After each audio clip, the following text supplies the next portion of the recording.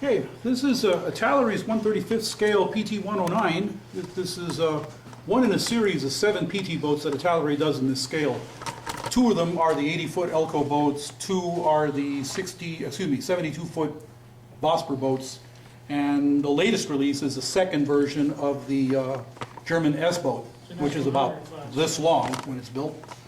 And then the 7th model is an Italian PT boat, which is a really nice looking boat, but it's about only 2/3 the size of this. They were quite small. Anyway, this kit is built straight out of the box. It was a very nice build.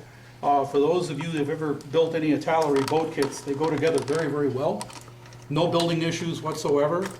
The instructions are like the trumpeter instructions. I have them there for those of you who want to look at. They're very easy to follow.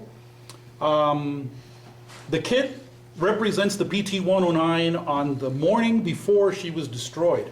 For those that don't know, Kennedy only had command of PT-109 for about 5 weeks, 4 to 5 weeks.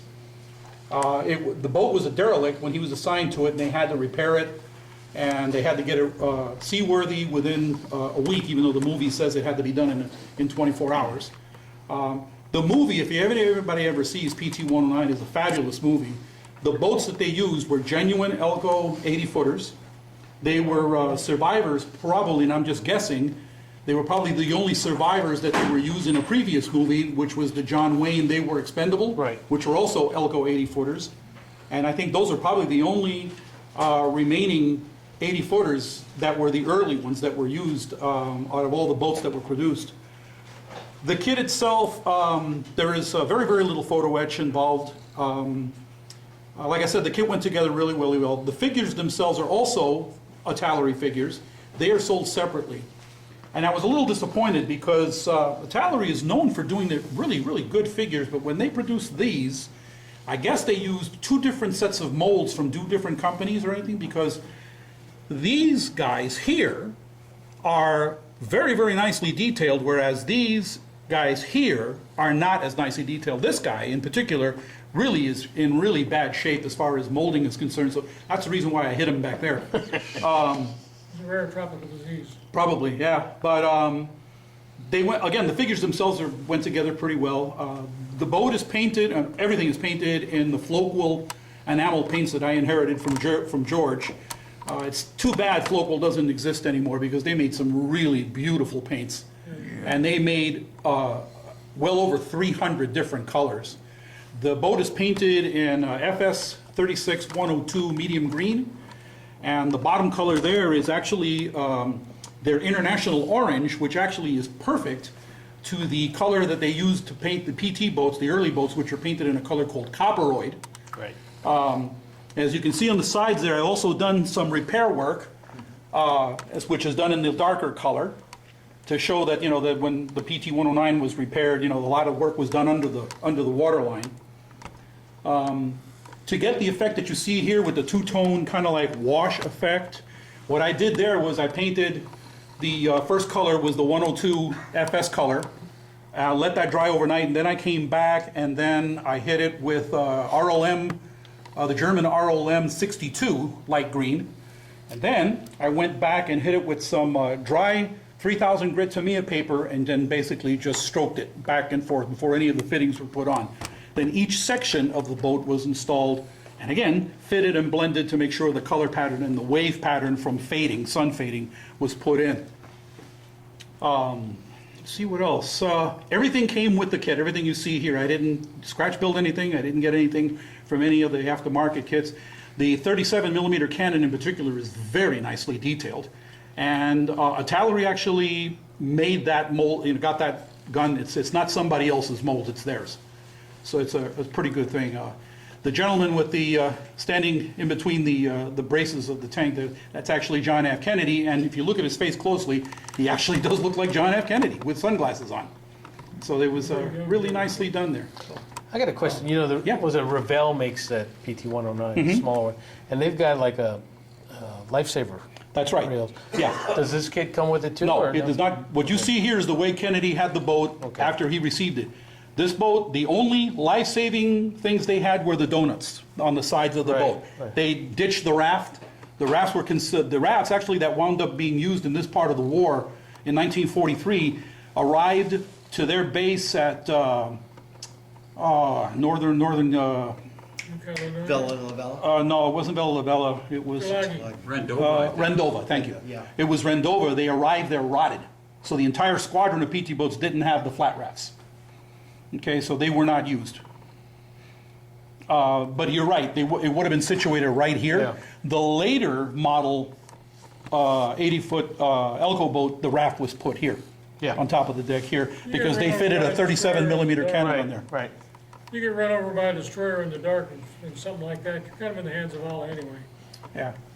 But, I like the color because, you know, I painted my Revell the same color. Oh, yeah, they were green. Some guy put it on YouTube, commented, there was no green boats. And Oh, I said, yes. oh, I researched it. His Oh, boat yes. was green. yes, I actually, when I was researching this and getting information about it, I knew the boats were green because I knew about PT-109 from way back.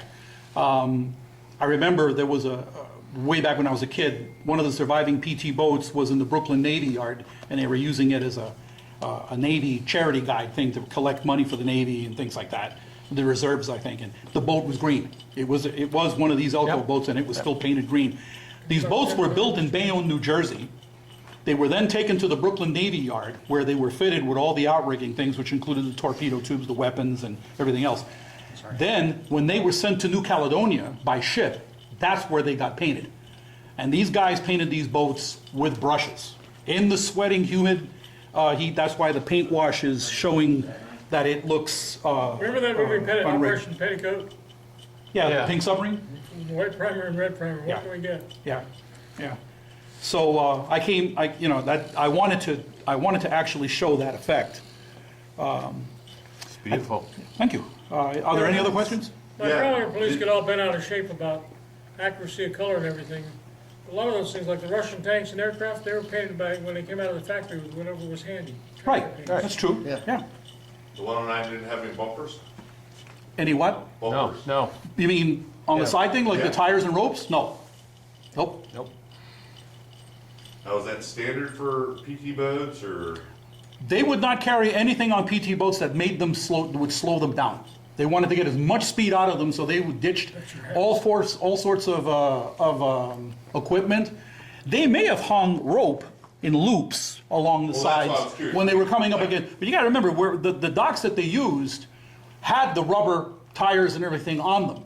So as the boats came I in, understood what the GPAs had, was the reason I was asking. right? Yeah. The little Ford GPAs. Well, because a lot of those came off of LSTs and stuff, and they'd be banging up against a bigger boat. And these were just up against piers, wooden piers. So they'd have the bumpers and stuff along the piers. Rickety wooden gear. If you ever get a chance to get a DVD on and you just look at the movie PT-109, it was a very accurately done movie. The McHale's time Navy's was pretty good. Don't even go there. They condensed a lot of the history because they put 5 or 6 weeks of existence into 3 or 4 days, but it actually shows a lot, the piers, everything. And so I looked it up online and did a lot of the research. Also, I've got a thick hardbound book on PT boats, and they talk about the movie. And they said that the base that they used, everything was done in Florida, by the way. It was done in the Florida Keys. Looked like the Rendova base. In fact, the only thing that actually is really inaccurate was that they used, of course, they always use T6s to play zeros, but they used these twin-engine airplanes that were called Bobcats. What was the Bobcat? The twin-engine airplane. T-50. It was either a T-50 or a Yeah. or a UC-70. Yeah, they used a couple of those in the movies with zero marking. They look awful. I mean, it's really bad.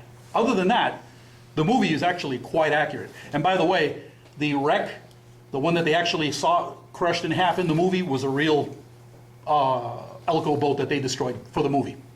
Yeah, And so when you see it, the forward half is upside down in the water. You can see the copperoid color. I was actually pretty proud of that. I said, wow, it's actually copperoid. And then when I looked it up online, I found that, crap, that was a real boat that they... So when you see that thing breaking in half, you can see how cracker brittle these boats were. I mean, all of their layers of plywood at the thickest point, with the exception of the main bulkhead that runs right here in front of the four tubes, was about a half-inch thick. Have gas and high explosives, what do you expect? They're meant to be fast, not strong. Yeah. Any other questions? Nope. Did the rope for the tie downs on the 37 come with the kit Yes, as well? everything you see Wow. here came with the Wow. kit. That's amazing. Yeah, you look at the instruction sheet, everything come with the kit, even this little booklet Yeah. that talks about the history of the boat and everything. It's, yeah, all these PT boats models that are done by Italeri, they give you everything. They give you everything. They're fabulous. The later series Elco, the Rockets is 37 mil on that foredeck. I'm sorry, what? Later series Elcos, they decided that 37 mil was a good idea. They stole it from P-39. Yeah, but the 37s they put on the later boats were actually the 37 millimeters taken out of old Like I P-39s. said, Yeah, they had that round magazine. right. And the other Italeri Elco boat that is made is a later. It's a PT-595, and it has the bigger, the different 30 and a 40 millimeter bow first, which is really nice. All right, well, I'm looking at the time, so let's Back up. Yeah. wrap it up so we can get packed up and be out of here before they lock us in. Okay.